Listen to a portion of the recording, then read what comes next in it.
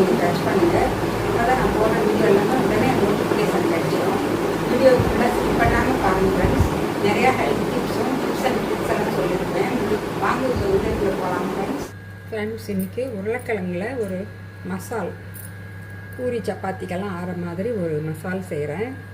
எங்கள் வீட்டில் நான் எந்த மாதிரி செய்வேங்கிறத உங்களோட ஷேர் பண்ணிக்கிறேன். வீடியோவை ஃபுல்லாக ஸ்கிப் பண்ணாமல் பாருங்கள் ஃப்ரெண்ட்ஸ். மத்தியில் நிறையா டிப்ஸ் எல்லாம் சொல்லியிருப்பேன். உருளைக்கிழங்கு நல்லா வேக வச்சு நல்லா மசிச்சு எடுத்து வச்சுருக்கேன். ஒரு 5 உருளைக்கிழங்கு இது மாதிரி மசிச்சு வச்சாச்சு. அந்த வேக வச்ச குக்கர்லேயே நான் அப்படியே தாளிச்சு விட்டுக்க போகிறேன். குக்கரை கழுவியாச்சு. கொஞ்சம் எண்ணெய் ஊற்றிக்கலாம். கடலை எண்ணெய் 1 டீஸ்பூன் மட்டும் ஊற்றுறேன். அதுக்கு ஒரு 2 வெங்காயம் கட் பண்ணி வச்சுருக்கேன். இந்த மாதிரி நீட்ட வாக்கில் 2 தக்காளி, அப்புறம் பச்சை மிளகா வந்து எங்கள் காரத்துக்கு தகுந்த மாதிரி நாங்கள் ஆட் பண்ணிக்கலாம். நான் 2 பச்சை மிளகா மட்டும்தான் போடுவேன். இப்போ எண்ணெய் காஞ்சிடுச்சு. கொஞ்சமாக கடுகு நல்லா வெடிக்கட்டும். கடுகு வெடிச்சிடுச்சு. கொஞ்சம் சோம்பு ஒரு 1/2 டீஸ்பூன் சோம்பு, காரத்துக்கு 2 பச்சை மிளகாய்,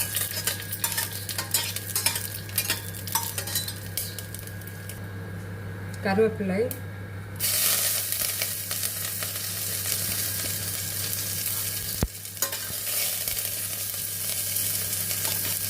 வெங்காயம், தக்காளி,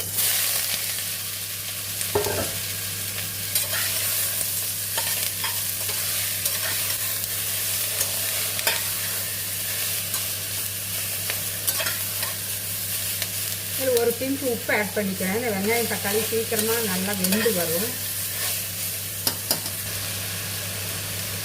ஒரு 1/4 டீஸ்பூன் உப்பு,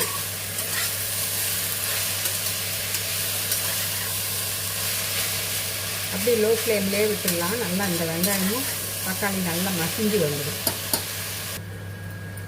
பாருங்க, இஞ்சி நல்லா 1 இன்ச்சு அளவுக்கு இஞ்சியை வந்து நல்லா மசிச்சு நல்லா அந்த நம்ம வீட்டில் இருக்கிற இடிகள் இருக்குது பார்த்திங்களா, அதில் நல்லா இடித்து போட்டுக்கலாம். நல்லா ஜீரணம் ஆகிடும். இந்த இஞ்சி போட்டு இந்த மசாலா செய்கிறதுனால டேஸ்ட்டும் ரொம்ப சூப்பராக இருக்கும். கூடவே எங்களுக்கு ஜீரணத்துக்கு நல்லா ஹெல்ப் பண்ணும். ஏன்னா உருளைக்கிழங்கு போடுறதுனால கொஞ்சம் கேஸ் ப்ராப்ளம் அதெல்லாம் வரும். அதெல்லாம் இல்லாமல் எங்களுக்கு அந்த இஞ்சி வந்து சரி பண்ணிடும். இப்போ கூட மஞ்சத்தூள் ஒரு 1/2 டீஸ்பூன்,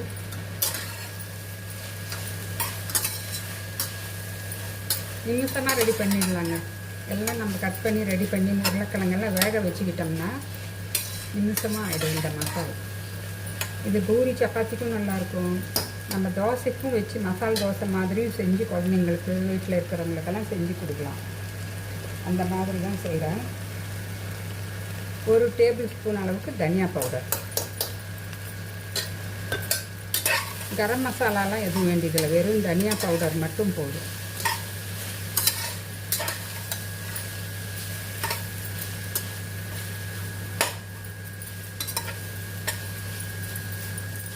ரெட் சில்லியும் வேண்டியதில்லை இதுக்கு.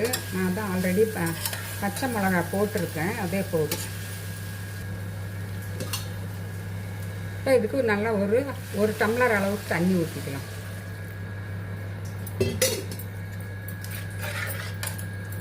இந்த மசாலா நாங்கள் போட்டிருக்கிற தனியா பவுடர்லாம் நல்லா வாசனையெல்லாம் நல்லா இந்த தேங்காய் இந்த வெங்காயம் தக்காளியில் இறங்கும். இப்போ இதுக்கு கொஞ்சமாக உப்பு ஆட் பண்ணிக்கலாம். ஏற்கனவே கொஞ்சம் உப்பு போட்டிருக்கேன். மறுபடியும் ஒரு 1/2 டீஸ்பூன் அளவுக்கு உப்பு. கொதித்து நல்லா வேகட்டும். கொஞ்சம் கடலை மாவு, பஜ்ஜி சுடுற கடலை மாவு பாருங்கள், கடலை மாவு இது நல்லா 1/2 டேபிள் ஸ்பூன். இதை வந்து தண்ணி ஊற்றி நல்லா கட்டி இல்லாமல் கரைச்சிக்கலாம். கொஞ்சமாக ஒரு டம்ளர் தண்ணி ஊற்றி கரைச்சிக்கலாம்.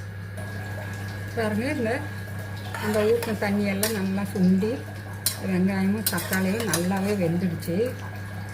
நல்லா மசிஞ்சு வந்துடுச்சு. இதே நாங்கள் நிறையா எண்ணெய் ஊற்றியிருந்தா இந்த எண்ணெயிலே நல்லா வதங்கியிருக்கும். நான் வந்து எண்ணெய் அளவாக ஊற்றுறதுனால எனக்கு தண்ணி ஊற்றி வேக வைக்க வேண்டியதாக ஆயிடுச்சு. இப்போ நம்ம இந்த பஜ்ஜி கடலை மாவு நல்லா ஒரு டம்ளர் தண்ணியை ஊற்றி கரைச்சி வச்சுருக்கேன், அதை ஊற்றிக்கலாம். இதுதான் எங்களுக்கு அந்த மசாலுக்கு வந்து நல்ல ஒரு கிரேவி மாதிரி ஒரு டெக்ஸ்டரை கொடுக்கும். இன்னும் கொஞ்சம் தண்ணி ஊற்றிக்கலாம். இன்னும் அந்த பச்சை வாசனை போகணும், கடலை மாவோட பச்சை வாசனை போகிறதுக்கு ஆகிற மாதிரி கொஞ்சம் தண்ணி ஊற்றிக்கிட்டோம்னா எங்களுக்கு சீக்கிரமாக போயிடும். தண்ணியில் கொதிச்சு இந்த மாவு கடலை மாவு ஊற்றினா நல்லா சொதன்னு கெட்டி ஆகிடும். அதனால் பார்த்து கொஞ்சம் இது நான் 1.5 ஸ்பூன் தான் போட்டேன், அதுக்கே பாருங்கள் எவ்வளோ கெட்டியாக கிடைக்கிது. இன்னும் கொதிச்சா இன்னும் கெட்டியாகும். இதில் கொஞ்சம் பெருங்காயத்தூள் நல்லா ஒரு 1/2 டீஸ்பூன் அளவுக்கு போட்டுக்கிட்டேன். இதுதான் நான் யூஸ் பண்ணுறது, ஜிபிசி. நல்ல வாசனையாக இருக்கும். இதுலேயே வந்து அந்த கட்டி பெருங்காயமும் கிடைக்கிது. நான் அடிக்கடி கட்டி பெருங்காயமும் காமிப்பேன் வீடியோவில். சின்ன சின்ன கட்டிங்க வேணுனாலும் இருக்குது, அதே கொஞ்சம் பெரிய கட்டியாக வேணுனாலும் அவங்க வச்சுருக்காங்க. சென்னையில் தான் இருக்குது ஹெட் ஆஃபீஸு. ஃபோன் பண்ணாலே வந்து டெலிவரி பண்ணிவிடுவாங்க. டெலிவரி பண்ணிவிட்டு தான் அப்புறம் பணமே வாங்குகிறாங்க. பாருங்கள் நல்லா பச்சை வாசனையும் போயிடுச்சு. 1.5 ஸ்பூன் போட்டதுக்கே பாருங்கள் எவ்வளோ திக்காக வந்துருக்கு இந்த உருளைக்கிழங்கு.